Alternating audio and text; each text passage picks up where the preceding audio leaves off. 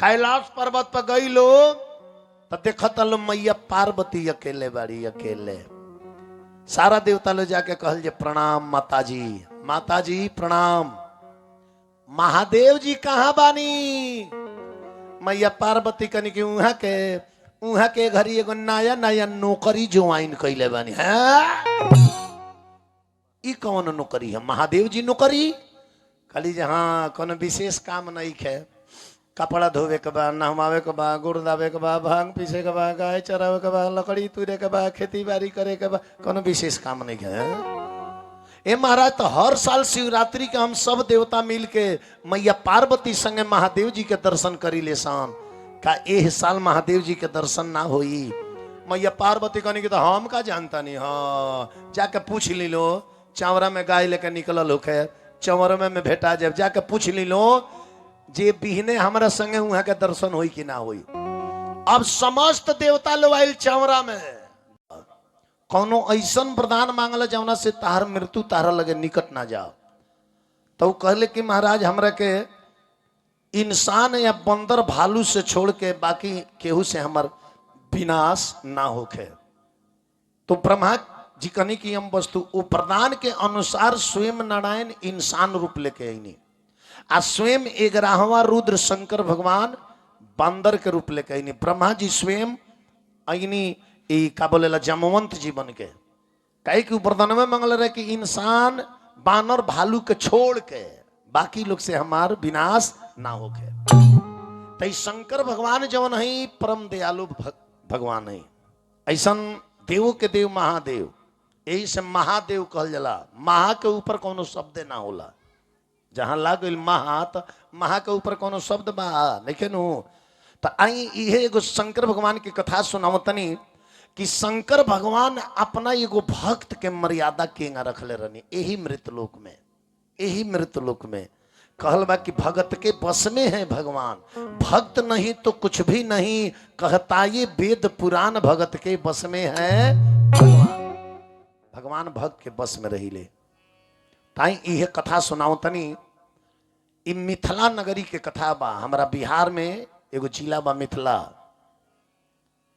जहां के राजा जनक रहले, मिथिलेश जेकर नाम रहे। वही के चलते सीता जी के भी नाम मैथिली पड़ल।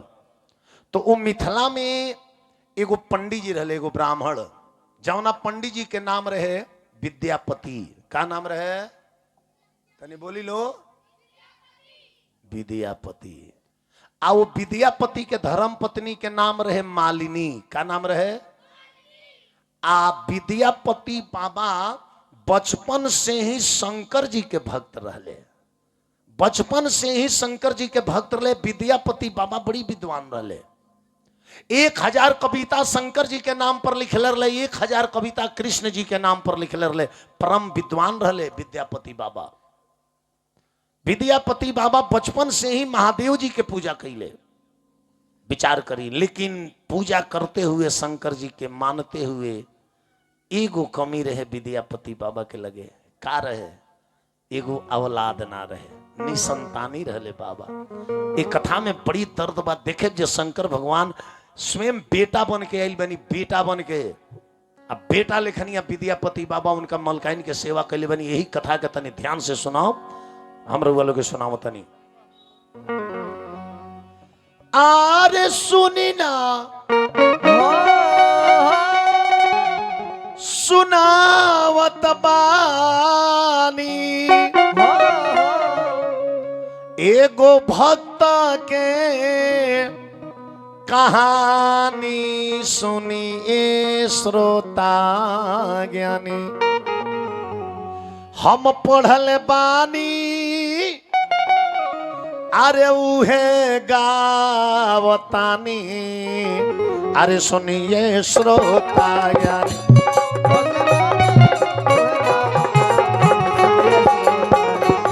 पढ़ल बानी उहे गावतानी, सुनिए श्रोता ज्ञानी।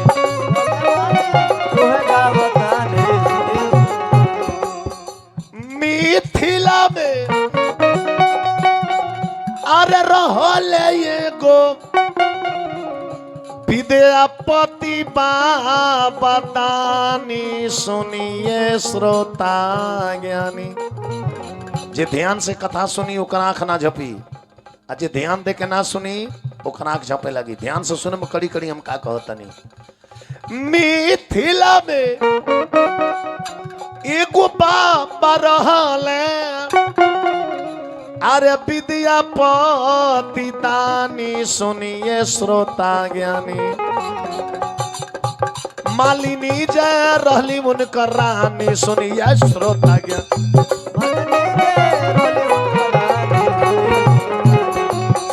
मालिनी उनकर धर्म पत्नी के नाम रहे, बाबा के सब कुछ रहे, एक एक कमी रहे का।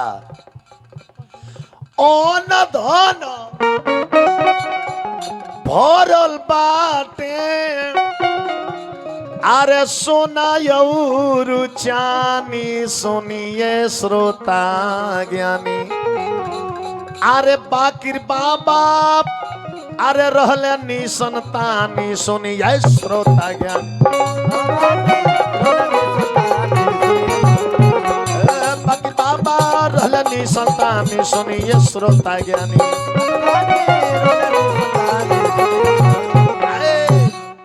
संतानी रहले बाबा। समय बीतत गइल, समय बीतत गइल, तनी ध्यान देव हमरा बात पर। जब जवानी ढल गइल, बुढ़ानी आ गइल, विद्यापति बाबा रास्ता ध के जास तो उनकर मुंह वाले लोग ना देखे, कहे कि निसंतानी बाबा के मुंह देखला से यात्रा बिगड़ जाई। एक दिन विद्यापति बाबा अपना द्वार पर बैठ के मुंह धोत रहे, तले रास्ता से एगो व्यापारी जात रहे। विद्यापति बाबा के देखला त कहले अरे इतनी संतानी के मुंह देख लहनी, आज हमारा व्यापार में बड़ा घाटा लग जाई। ये बतिया विद्यापति बाबा सुन ले तो व्यापारी के बोलौले, कहले कि है नहीं बा, है नहीं आवत का कला कि निसंतानी के मुंह देख लनी हमारा घाटा लगी।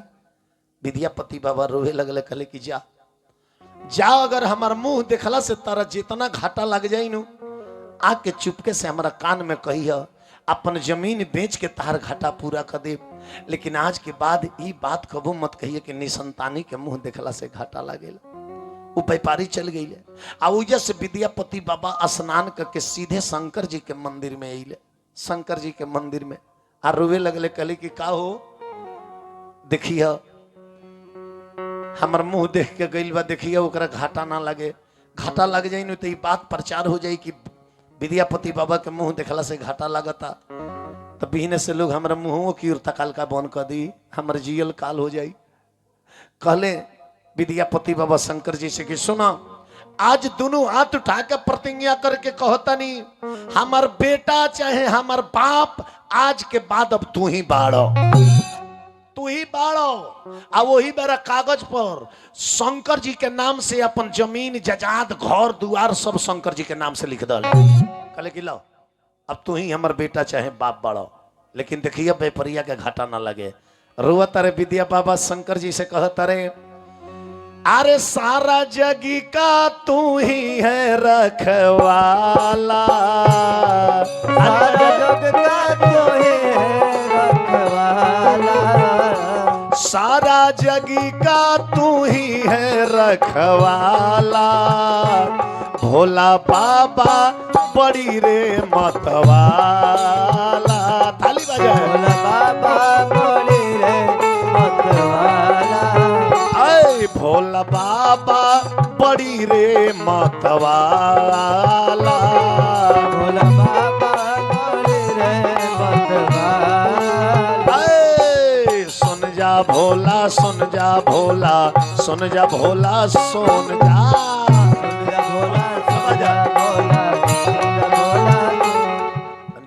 बजाई लोग नीतरा महारानी भागवत कितना जानी, यही में झोंपत रही, यही में रहे दादा। ए अरे सुन जा भोला, सुन जा भोला, सुन जा भोला, सुन जा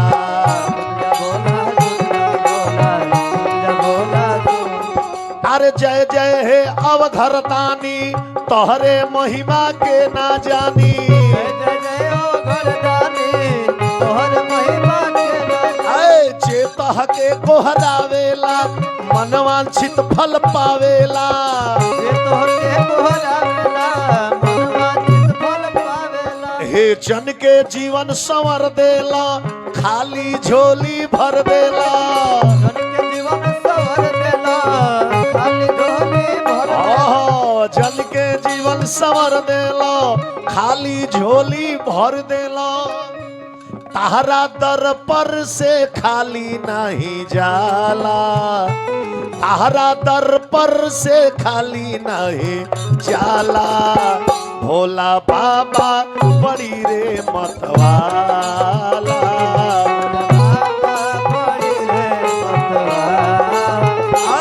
भोला बाबा बड़ी रे मतवाला भोला बाबा बड़ी रे मतवाला।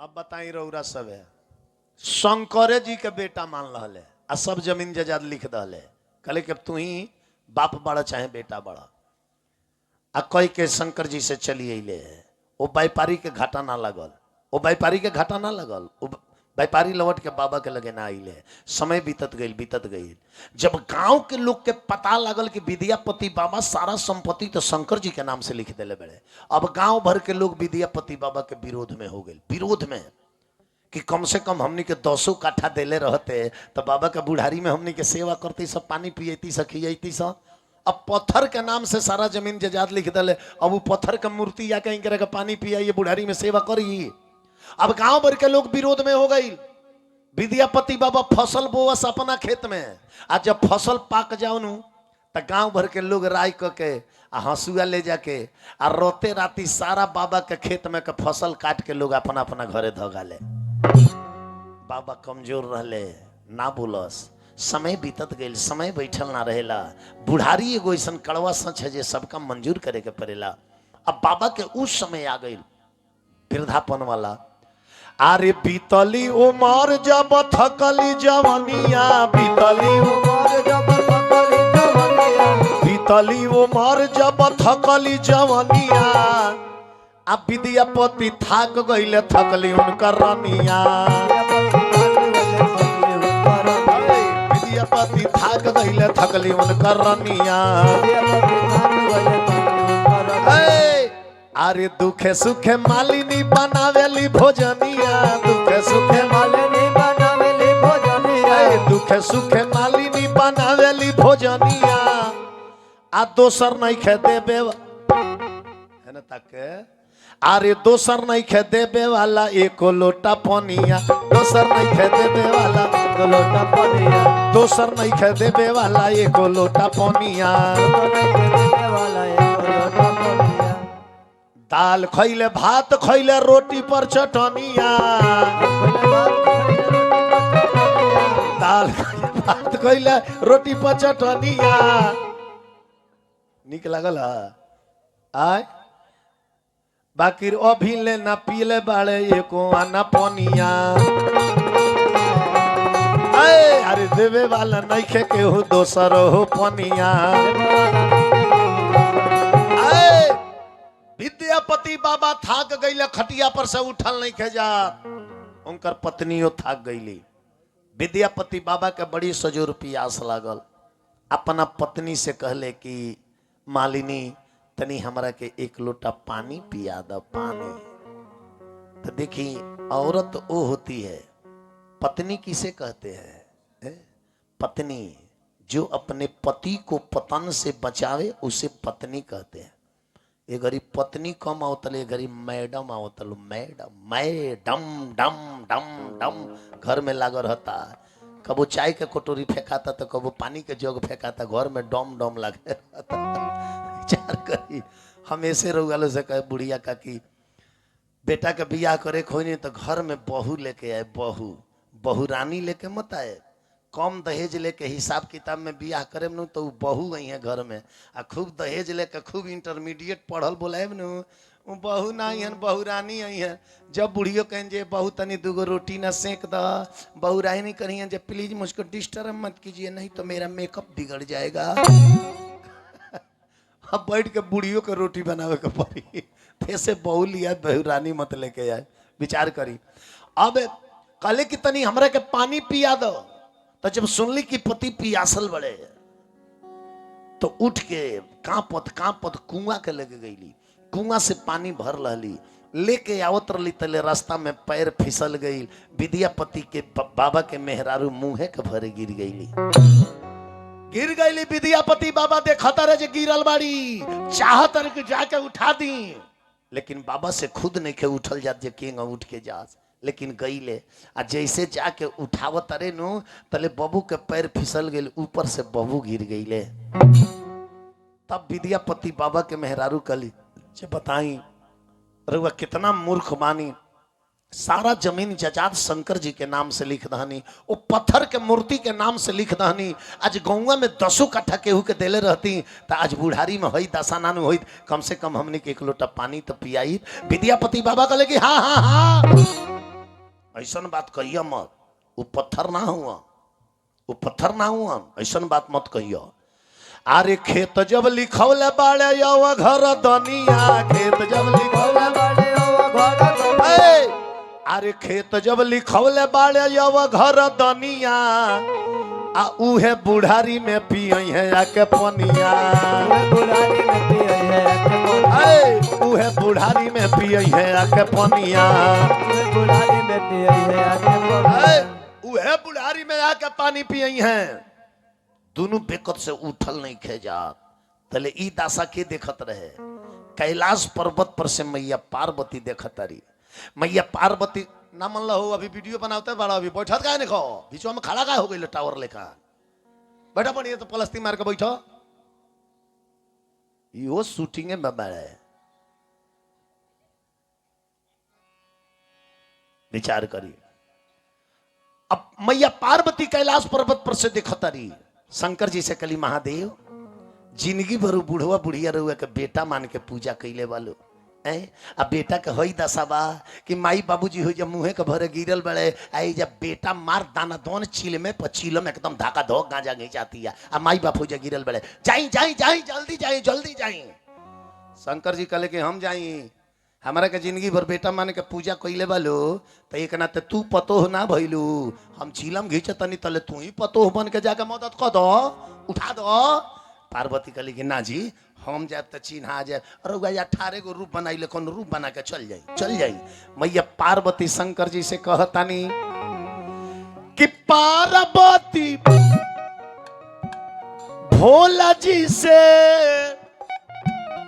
कोरली गोहरिया रे जोगिया, पार्वती भोला जी से कोरली गोहरिया रे जोगिया, तो झरझर बरसे नजरिया रे जोगिया, झरझर बरसे नजरिया रे जोगिया, झरझर बरसे नजरिया रे जोगिया, झरझर बरसे नजरिया रे जोगिया। अरे महाराज तनी मन में विचार करें, बेटा मान के सेवा कइले सगरी उमरिया रे जोगिया, बेटा मान के सेवा कइले सगरी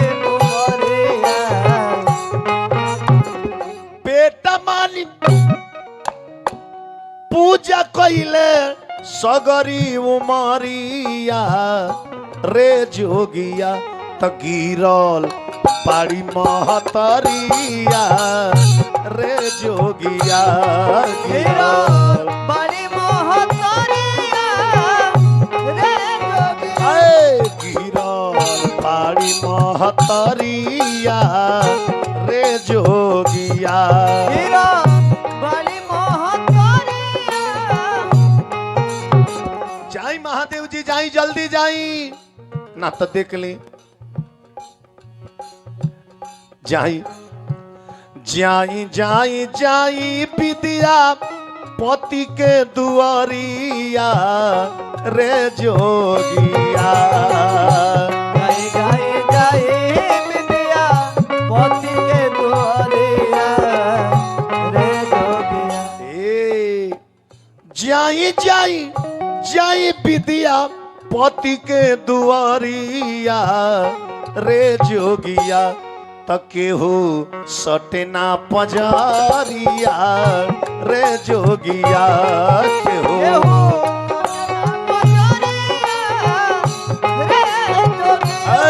के हो सटना पजारिया रे जोगिया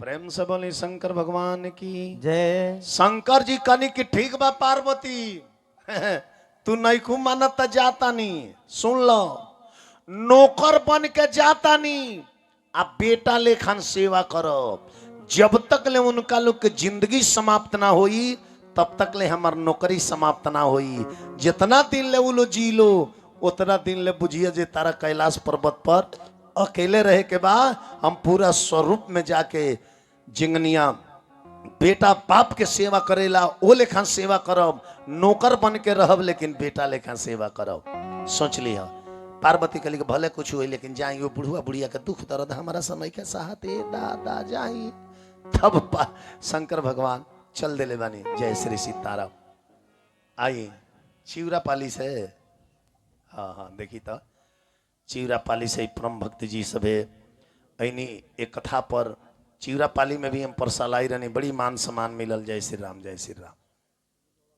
हाँ हाँ विचार करिए अब शंकर जी का कोई नहीं नौकर के भेष बना लहनी पार्वती के बात मान के अरे भोला बाबा मुस्का के अब 13 बरिस के बालक बन गईनी झोरी में डमरू लुकावा के शंकर जी 13 बरिस के बालक बन गईनी 13 बरिस के आ झोरी में डमरू लुकवा लनी कनी कि अपन साज बाज कहीं ना छोड़े के चाहिए कहीं मन ना लगी तो कबू अपना से गिटगिटा के मन लगा लियल जाई जगह ये बड़े अपन साज बाज छोड़े ले हो ना रतियो खन्ना छोड़े ले समझदार तो ये आई बेंजुए ना बजावे ले आई बापा से 6 साल पहले ही गावतो रले हां जीवन में एक गो प्रोग्राम में गौले वो गैर ले गो है ना दुकाहा साटा बना के ले शास्त्रीय संगीत हुआ आ जब हारमोनिया बजौले एकदम तो बुझी जे हे मान के पंडाल में लोग जुट गए कि भाई बड़ा बढ़िया गायक आया है आई कर देखी जब लोग के देखले न तो कहले जे रह तनी जमाइए लेबे द पूरा कहत रे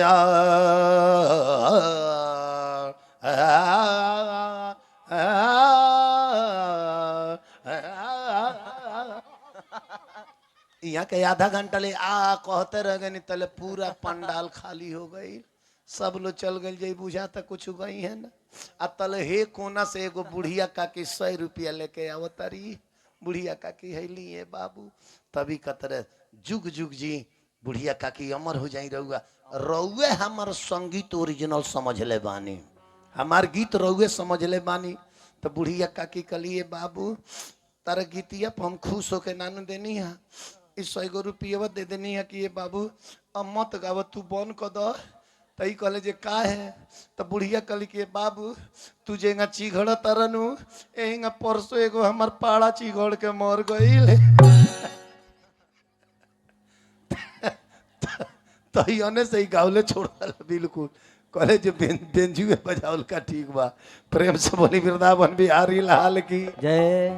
अब शंकर भगवान 13 बरिस के बालक बन गई नहीं आज शंकर जी सोचनी कि डायरेक्ट विद्यापति बाबा के मदद करे जाए तो विद्यापति बाबा पहचान जाइए जे केहू देवता मदद करे आइल बा तो रहो बाबा बड़े हो टोला में कोइरिया टोला में अतले बड़ थी चौराहा पर से हम एकदम डमरू बजावल शुरू करतनी लोग जूटी नौकरी गांव भर खोजत जाए आ हमारा के तो नौकरी केहू दीना ऐसे जे हमारा आता पाता इतना गड़बड़ बा जे पतवे सुन के लोग घबरा जाई तो नौकरी का दी है विचार करी अब भोला बाबा गईनी वो टोला में आ एक बेर डमरू बजवनी बे गांव भर का जितना लोग रहे लड़का सयान बूढ़ जवान सारा लोग आके हे मान के घेर लिया आ भोला बाबा गावतनी एक गो बात कहतनी अरे भोला बाबा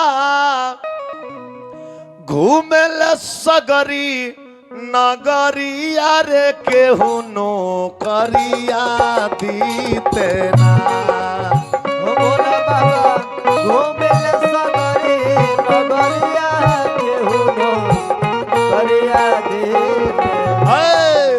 भोला बाबा घूमेल सगरी नगरी अरे के हो नो करिया दीते ना। ओ भोला बाबा घूमिल सगरी नगरिया केहू नो करिया ए, अरे भोला बाबा नाचो तारे डमरू बजा के। भोला बाबा नाचो डमरू बजा ऐ भोला बाबा नाचो तारे डमरू बजा के। भोला बाबा नाचो तारे डमरू बजा गौआ के देख तारी नर नरिया रे के होनो करिया दीते ना। ओ गंगा के देखो तारी नर नरिया केहू नो करिया ए भोला बाबा घूमेल सगरी नगरी अरे के होनो करिया दीते ना। भोला बाबा घूमिल सगरी नगरिया केहू नो करिया अब भारी भारी सेठ लो आवे कहे जे बाबू नौकरी करे के चाहता रहा था। हाँ अच्छा तो केहू के नौकरी रहुआ अपना घरे देव तो ओकर आता पता पूछब नु कहाँ घर कहाँ रहेल कि बिना पते के नौकरी दे दे जो उ सब भोरही गोदाम बेच माच के एकदम फरार हो जाई है। तो गांव के लोग पूछे कि तब नौकरी लेब तो कहाँ रहेल तो शंकर जी रानी झूठ थोड़े बोले वहाँ कहने कि हम जंगल पहाड़ में रहिले। सेठ लोग कहे कि जंगली पहाड़ी आदमी के नौकरी पर रखबो ई भोरही गोदाम बेच के सबे नहीं फरार हो जाई। भागो भागो भागो भागो भागो ये टोला में नौकरी तारा नहीं है। शंकर जी कहनी कि भागावलो हम तो भागे के चाहते बनी ये टोला से मतलब थोड़े बा हमारा विद्यापति बाबा के टोला से मतलब बा।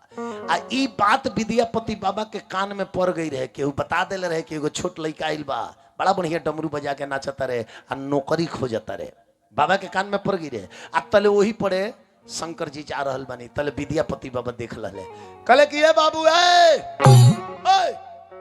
नहीं बा है हो तो शंकर जी कनी लई दादा एंट्री तो मिलल बाप जाए दस एक बेर दौड़ के वही आके कनी की गोड़ लगता नहीं बाबा का बात बा। विद्यापति बाबा कनी की का खोजता रह शंकर जी कनी मिला जुला के नौकरी खोजता नहीं। विद्यापति बाबा कनी का भइला नौकरी मिलल हा ना ये बाबा ये गांव में केहू हमरा लायक नहीं खे केहू नौकरी ना दिहल हा।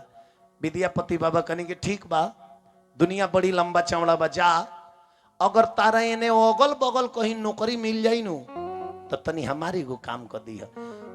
रोज सांझे सवेरे आ जाइ हो आ तनी मंदिरवा धो दी हो आ धो के तनी भोग उग लगा दी हो हमहू तारा के जौन बुझाई तो कुछ दे दे। अब शंकर जी जाटा खजू आवे लगने के ल हाँ मैंने इनका यहाँ ही कहत रहे दुनिया बड़ा लामा चौड़ा बा मिला के शंकर जी कनी के बाबा ई जमार में केहू के रोहन स्वभाव हमरा अच्छा नहीं खे लगत हम तो कहतनी कि रउआ अपने यहाँ हमरा के नौकर रख ली। विद्यापति बाबा कहले कि हमरा यहाँ हम नौकर रख ली दू प्राणी बानी सन दू प्राणी मर्दे मेहरारू एक हफ्ता पर कहियो बूढ़ियो दुखे सुखे भोजन बना दिली तो कंठ तो चल जाला ना तो एक हफ्ता एक करे पड़ले रही ले शंकर जी कहनी कि बे महाराज रउआ एक हफ्ता एक करे पड़ रह जाइले आ हम 15 दिन ले खइबे ना करिले हैं ना खालो आ तो हाँ जंगल पहाड़ में रहिले मिलबे ना करला कहाँ से खाई तो महादेव जी रानी झूठ थोड़े बोले। विद्यापति बाबा कहनी कि ना तू रहब तो तारा कष्ट होई कहले कोनो कष्ट ना होई रउआ अपने यहाँ राखी खाए के रउआ चिंता मत करी। विद्यापति बाबा कहनी कि ठीक बा नाम मनबो तो रह जा लेकिन ये बताओ जे तहार नाम का हो पहले नाम बताओ। अब शंकर जी फेर में पड़ल बनी जे कौन नाम बताई ये दादा ये हमरा 1000 नाम पर कविता लिख दिले बड़े वो नाम में से कोनो नाम बताए तो बाबा टप देना चीन जे जै शंकर जी हुआ तो शंकर जी सोचनी कि रहो ऐसा नाम बताओ तनी जे बाबा के डिक्शनरी में ना होला। शंकर जी कनी के बाबा हमार नाम उदाना है उदाना। विद्यापति बाबा कहनी कि उदाना अरे तार नाम सुन के तो हमार 6 महीना उम्र बढ़ गई हो उदना नाम हो आ तो हाँ विचार करी एजा का भइल नाम त हमार उदना हटे भोला बाबा कहनी मुस्का के अब विद्यापति नौकर बनवले चिन्हले ना भोला के चिन्ह ना पोले भोला महादेव जी के नौकर बना ले अब महादेव जी नौकर बन के बानी अब बेटा लेखा सेवा करतनी जी एगो बेटा अपना बाप के सेवा करेला ओ लेखा सेवा करतनी विचार करी काम कर रहे 15-16 गो गाय रली सन ओकनी के चरावे के रहे उदन चरावस बगीचा में से लकड़ी तुर के लियावस बाजार में बेच के मुद्रा मिले ओकर राशन खरीद के लियावस अपना हाथे बनावस अब बना के अब विद्यापति बाबा उनका मलकाइन के भोजन करावस बाबा नहाए जास तो शंकर जी पानी भरस विचार करी नौकर बन के नहीं अब महादेव जी अपना भक्त के सेवा बेटा लेखा करतनी केगा आरे बाबा बाबा कहेला रे उदाना आरे संग ही रहेला दिनवा बीते लागल रे दिनवा बीते लागल कि सारा कमवा अरे दिहले संहारे अरे दिनवा बीते लागल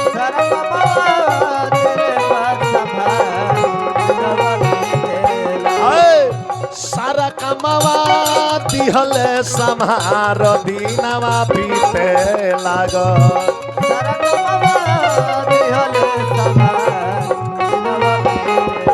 विचार करी हेतना लो बैठल बा तनी हमारा तरफ सबे ध्यान दी विद्यापति बाबा जब नहाए जासनो तो उदन कुआं में से पानी भरस पहले के जमाने में कुआं में से पानी कौन चीज से भरा ओबरा बाल्टी आई स्टील अलमुनिया रहे ना ना ना ना ना घाड़ा से पानी भरा घड़े के लोग लोटा रखे माटी के हैं तो माटी के घड़ा के पानी भरा तो घड़ा के फूल पानी ना उझिलल जा आधे पनिया उझिलल जाओ आधा पनिया ले लही जाइल जाओ आधा पनिया में रही तब इनारो में उ डूबी तो फिर पानी आई फिर आधा डाल लिया जा फिर आधा ले लही होगा डुबावल जाओ अब बड़ा बचा के घींचल जाओ कि कहीं कुआं में ठेक मत जाओ ना तो घोड़े में फूट जाई तो देखी पहले के लोग घाड़ा में से किंग अब पानी खींचत रहा नहाए जाले अरे बाबा उदाना नहाए जाले बाबा उदाना पनियो भरे नदीन भाभी तेलंगो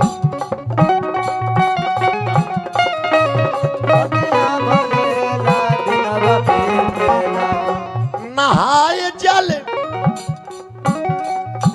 अरे बाबो रे उदाना अरे पनिया भरे लारे दिनमा बीते लगल क्षण में बाहर ले दुआर दिनवा बीते लगल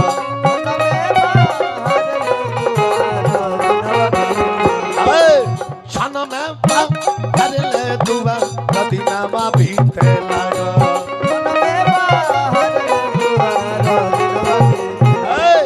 इतने ना विद्यापति बाबा जब सूते जासनो तो उदन खूब प्रेम से गोड़ दबावस कि सूते जाले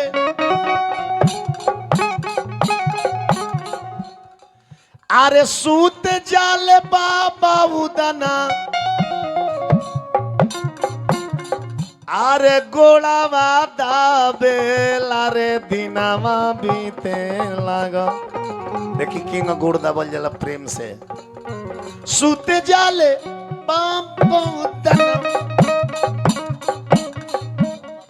अरे गोड़ावा दाबेला रे दिनावा बीते लगा केहू के गोड़ किंग दाबे के चाहिए अगर पति देव के गोड़ दाबे बैठ गनी तो तब तक ले दावत रही जब तक ले कही ना देश की बस हो गई लब जा तले चरण छोड़ के हटे के ना चाहिए आ कितना जानी बाड़ी ये दादा जब जे पति देव कहन कि तनी गोड़वा दाब ना दो हऊ आइले जाइए ना 2-3 हाली हाड़ा है दबिए तब कहन जानता नहीं दुका है दोना सवेरे से हमरो कपड़ा टनकते बा। अब पति देव कहन कि कपार टनकता तो एगो काम करे जा, आराम करे जा। उ लो जबरदस्ती छुट्टी लेके जाला ना बबुआ। तो सुते जाले बाबा उदाना गोड़वा दबेला दिनवा बीते लागल। लाल बाबा उदना गोड़वा दबेला दिनवा बीते। ए सारा कमावा दिहले संहार दिनवा बीते लागल। ए प्रेम से बोली वृंदावन बिहारी लाल की जय। भक्त के घरे भगवान आके नौकर बन के मानी। भक्ति में शक्ति बा कि ना बा? विद्यापति बाबा विद्यापति बाबा अपना खेत में धान बोलर ले धान। आ धान जब पाक गईल नु त गांव भर के लोग बैठ के मीटिंग कइल जे बाबा के आज धान राते भर में काट के अपना अपना घरे ध लेबे के बा। अपना अपना घरे ध लेबे के बा। गांव भर के लोग मीटिंग करता। आ एने उदन कहता रहे जे हाँ ठीक है बा काटा जाओ, हम अकेले कितना काटे, काटा जाओ, बोझा बना जा। लेकिन घूर फेर के सारा बोझवा विद्यापति बाबा के द्वार पर आई। एने उन्हें थोड़े जाई। अब गांव भर के लोग राय क के गोइल के धान काटे खातिर। तो वही में कुछ लोग कहे जे हो भाई तनी सावधानी से रहियो लो, देखियो लो बाबा एगो बड़ा तेज नौकर रख ले बाड़े। अबे लौकता हे ही जा तले अबे लौकता हो ही जा। केहू देखता कि अबे देखनी है बाजार में तले लोग कहता बे तू अबे देखला बाजार में, हम देखनी एगो दुआर पर रहला। अब लोग चिहाइल बे कि एक एगो उदान आई कोई जगह बा। तो देखी का भइल बा बबुआ। अरे उदाना के लीला कुछ समझ में ना आवतावे। हाला भइल बाटे पूरा गौवा जवार में। केहू देखे गछिया पर लकड़ी तुरत बाटे, केहू देखे लकड़ी के बेचता बाजार में। आ बाबा यही देखता रे भांग पीसे बैठल बा। आ लइका लो देखता वे गैया के हार में। आ गौआ के लोग जब धान काटे चलल बा तो उदाना खखारतावे मुखिए के झार में। कटा जाओ बोझा बना जाओ। अब गांव भर के लोग बोझा मान के आ लेके चलल वालो मुड़ी पत्ता। सब लोग सोचता जे हम अपने दुआर पर जाता नहीं, लेकिन वो रास्ता केनियो से घूम के विद्यापति बाबा के दुआर पर आवे। केनियो से घूम के विद्यापति बाबा के दुआर पर आवे। गांव भर के लोग सारा धान काट के रात भर में विद्यापति बाबा के दुआर पर गांज के अपना अपना घरे सुत गई लो। आ गांव भर के लोग यह बुझता जे हम अपन बुझवा अपने दुआर पर धैले बानी, अपन बुझवा अपने दुआर पर धैले बानी। आ ई लोग का जानता जे सारा माल विद्यापति बाबा के दुआर पर ट्रांसफर हो गई। अब विचार करी। अब देखी महादेव जी के रहते बहुत दिन हो गई, ना भांग मिलल ना गांजा मिलल। उदन सोचले कि मालिक अगर कोनो नाशा ना करत होखे आ नौकर नाशा करे तो बड़ा लोग बुराई करेला। तो रह पूछता नहीं बाबा भांग खा ले कि ना। अगर विद्यापति बाबा खात हुई हैं तो बे भांग के गोला 5 गो बनी, 2 गो विद्यापति बाबा के दिया या 3 गो एना हो घिंचाई, हमरो काम चलते रही। तो उदन गईले तो विद्यापति बाबा से पूछले कि ये बाबा खाली शंकर जी के पूजे करी ले कि तनी भांग उंग खाई ले। विद्यापति बाबा के लिए बाबू भांग तो हम बहुत खात रहनी हा, आ खाए के तो मनवा करवे करेला, लेकिन कहाँ मिली जे भांग खाए। उदन कल जब महाराज रहुआ खाए का सकारी ना, भांग तो हम लेके आए। भांग के लाइन क्लियर हो गई।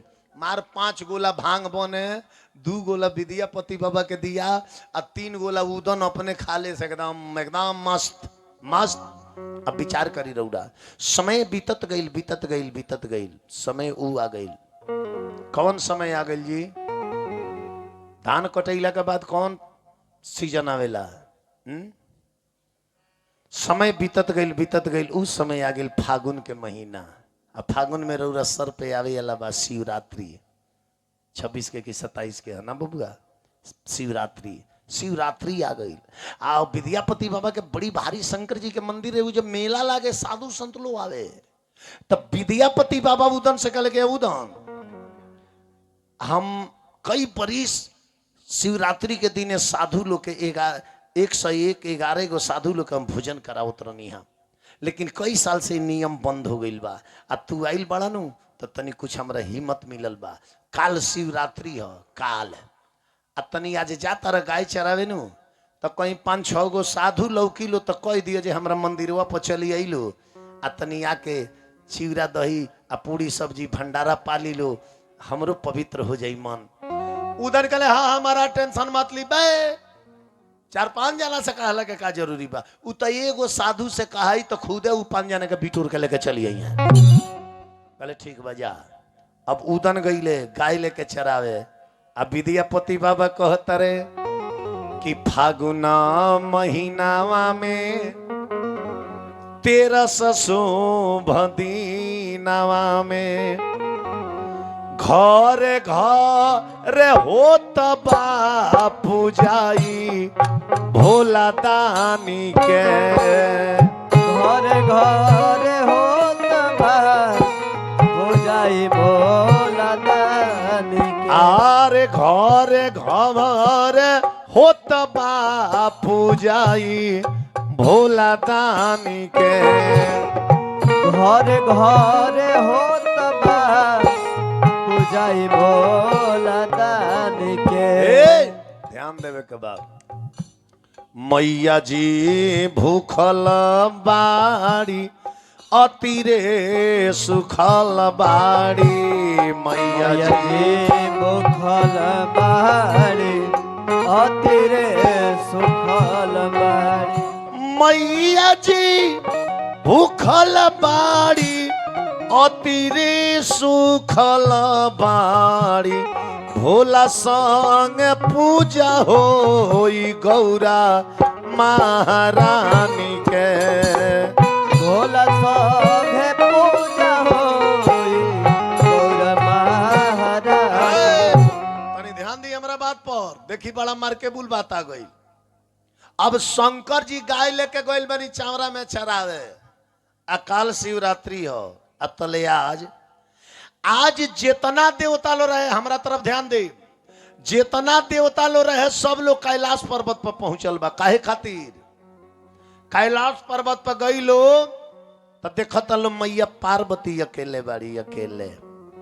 सारा देवता लो जाके कहल जे प्रणाम माताजी, माताजी प्रणाम। महादेव जी कहाँ बानी? मैया पार्वती कनी की उहा के घरी एगो नया नया नौकरी ज्वाइन कैले बानी। ई कौन नौकरी है? महादेव जी नौकरी। खाली जहाँ कोनो विशेष काम नहीं है, कपड़ा धोवे के बा, नहवावे के बा, गुड़ दावे के बा, भांग पीसे के बा, गाय चरावे के बा, लकड़ी तुरे के बा, खेती बाड़ी करे के बा, कोनो विशेष काम नहीं है। ए महाराज तो हर साल शिवरात्रि के हम सब देवता मिल के मैया पार्वती संगे महादेव जी के दर्शन करी ले सान। का एह साल महादेव जी के दर्शन ना होई? मैया पार्वती कहनी कि तो हम का जानता नहीं। हाँ जाके पूछ ली लो, चावरा में गाय लेके निकलल होके चंवर में भेटा जब जाके पूछ ली लो जे बिहने हमारा संगे वहां के दर्शन होई कि ना होई। अब समस्त देवता लोग आयल चावरा में, जहां उदन गाय चरावत रहले, उदन गाय चरावत रहले। सब देवता लोग आके कहल कि महादेव जी प्रणाम, महादेव जी प्रणाम। शंकर जी कहनी कि प्रणाम करे से पहले एगो काम कर लो, सब जना साधु के रूप में हो जालो, साधु के रूप में। आना तो गौवा के कौनो देखी या जाके विद्यापति बाबा से कह दी कि बाबा उदना तो मुकुटा लालो सब बतियावत रहला, पोल खुल जाई हमार नौकरिये खा गइल बोलो तू लोग, साधु के रूप में हो जालो। अब सब देवता लोग साधु के रूप में हो गई। कल कि महादेव जी हर साल रहुआ कि हमनी के कैलाश प्रदर्शन करी ले सन, कायसो शिवरात्रि के कैलाश प्रदर्शन ना होई। उदन कले जे होई, लेकिन कैलाश पर ना, विद्यापति बाबा के घर है दर्शन होई। विद्यापति बाबा के घर है उ का है? उदन कले के विद्यापति बाबा के घर है काल भंडारा बा, काल भंडारा बा। ओही भंडारा में तू लो सब देवता लो साधु के रूप बना के आ जाइ हलो, सब देवता लो साधु के रूप बना के आ जाइ हलो। भंडारवो हो जाई आ हमार दर्शनवो हो जाई। अब हई देखी विद्यापति बाबा उदन से कहले रहे कि 6 गो साधु कहियो भोजन करे के। आई भांग खैला के सुर में उदन समस्त देवता लोग के कह दिले कि साधु के रूप में अइहलो वही जब भंडारा हो जाइए। अब एने विद्यापति बाबा 6 गो साधु के खियावे के व्यवस्था कइले बड़े, आ एने उदन का कहले कि 600 साधु कह दिले के 600। अब देवता लोग चल गई, आ उदन गाय लेके अइले तो विद्यापति बाबा पूछले कि ए उदन, हाँ बाबा साधु लोग के कहला अतबे उ त जाते काम क्लियर हो गए कह दिले बानी। विद्यापति बाबा कहनी कि कगो साधु के कहला, कगो साधु कहला। उदन कहले कि ढेर नहीं कि कहले 500-600 साधु कहले बानी।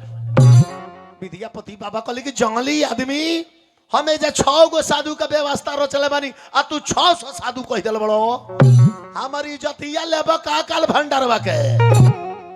उदन कहले बाबा कारवा चिहाइल बनी, अच्छा ये बताई कल शिवरात्रि हो आ तो हाँ रउआ भूखल रहे आ तो हाँ, तो ये बताई जे रउआ भूख रहे तो साधु लो ना भूख रही का जने 600 साधु में एको गो खाए ला ना हो खजा, 600 भूखले हो खजा तो वो 6 आदमी के रसनमा और बाँचिए जाई।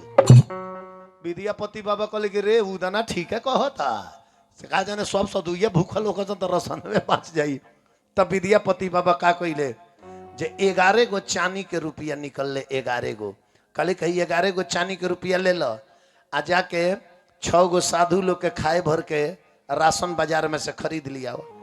तब मठिया में भोज बाटे हई साधु लोग के खोज बाटे, तल रुपया 11 गो बाबा देले बाड़े चानी के। रुपया 11 गो बाबा देले बाड़े चानी के। अरे रुपया 11 गो बाबा देले बाड़े चानी के।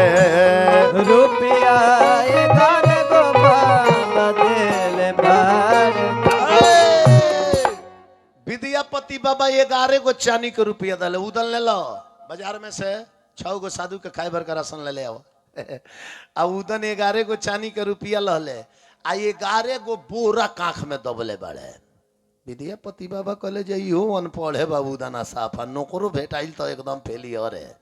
चांदी के 11 गो रुपया ले ले भाई 11 गो बोरा लेके जाता आ 6 गो साधु के खियाही के बता 6 गो साधु के राशन 11 बोरा में आई।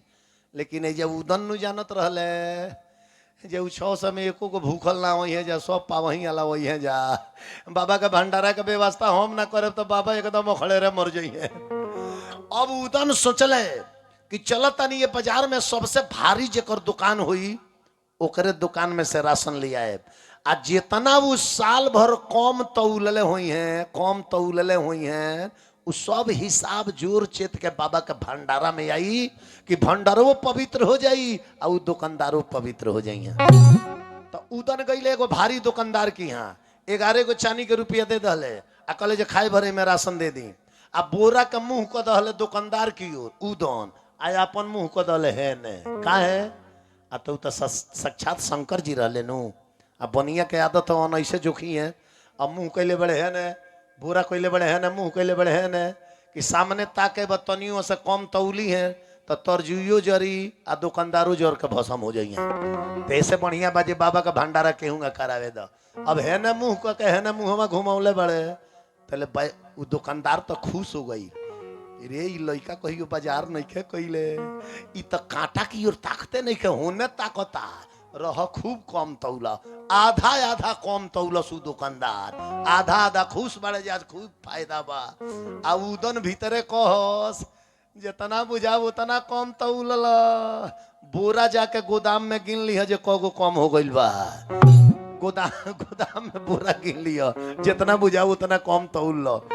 अब 11 रुपया में 11 बोरा राशन किना गइल देह बा एगो हेती चुकी 13 बरिस के आ 11 बोरा राशन बा उजाई केगा जेकरे से उदन कस के भाई तने उठा देबो लोग कहे हाँ बर्रा ले जाई हैं देह नहीं खान देखत बर्रा ढोई हैं।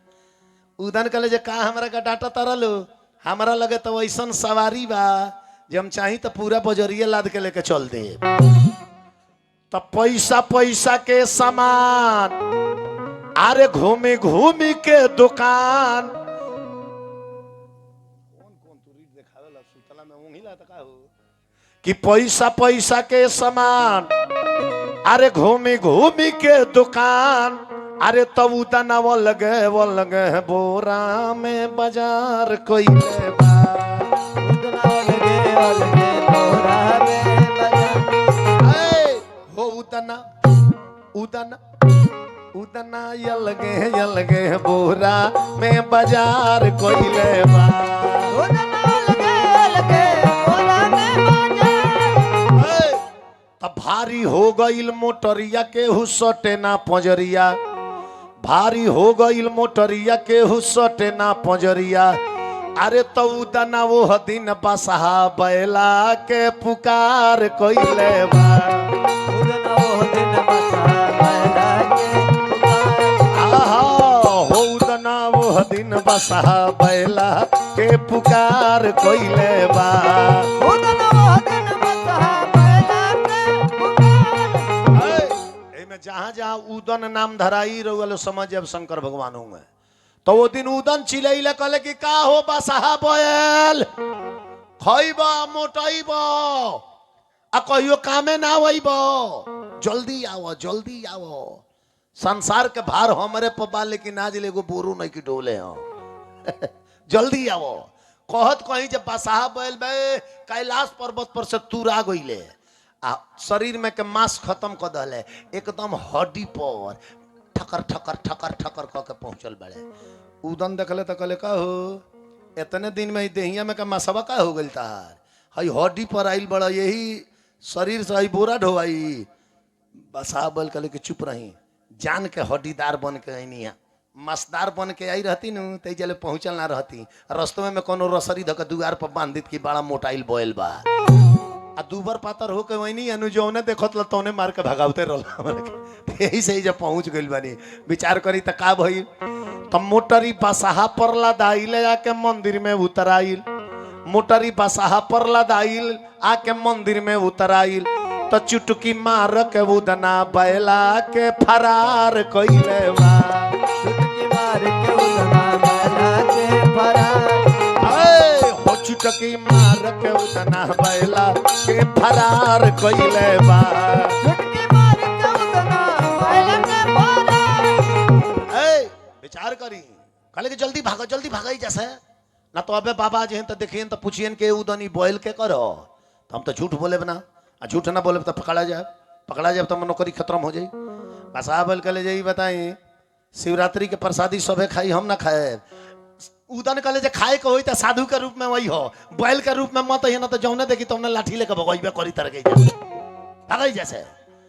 अब तले शिवरात्रि आजुए है बिहान भइला, उदन गइले तो कहले कि ए विद्यापति बाबा चली ना तनी खाली चूल्हा धरा दी, चूल्हा शुभ आरंभ क दी, देखी ना हम केगा भंडारा बनाओ तनी टाई दे।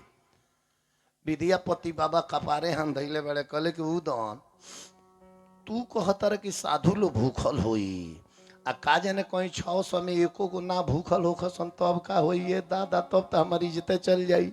उदन कहले भाई महाराज चिंता छोड़ी ना, चल के चूल्हा धराई ना, चूल्हा धराई देखिए हम भंडारा तैयार करता नहीं।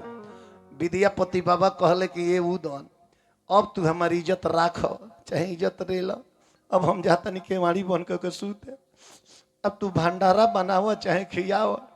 अभी नहीं कहते बड़े तले 600 साधु पहुंच गई जब मंदिर पर।